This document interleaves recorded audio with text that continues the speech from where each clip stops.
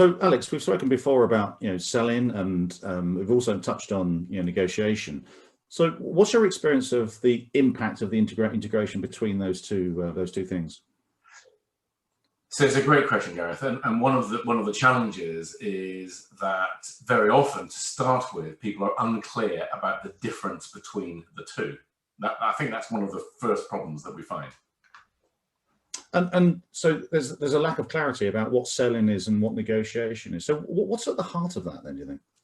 So I think there's lots of reasons for it. Very often when we're asked to come and help an organization with their negotiation, that request is being represented by people who aren't at the, right on the front line, if you will.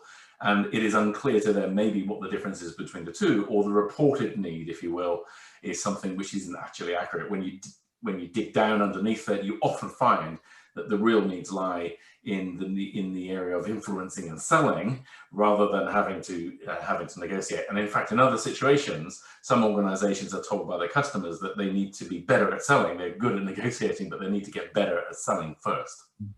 So if organizations are confused perhaps about selling and negotiation, how they link together, what's the impact of that in front of the customer, do you think?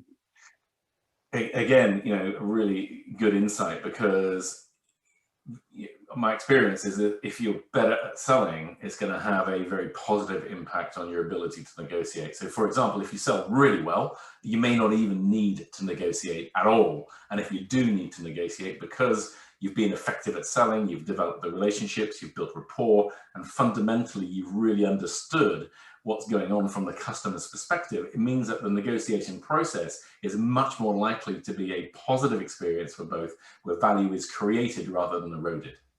So there's something there that everyone needs to sell, and if they do it effectively, therefore not everybody needs to negotiate.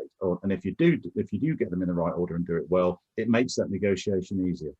Absolutely, and let's remember that, as we've said before, sales isn't necessarily the glamorous skill in the commercial environment, but it's a fundamental skill, and it may not be the absolute key to success, but what I'm certain of is that getting it right and being part of that 5% club that we've spoken about before makes a huge impact on your ability to manage positive commercial relationships.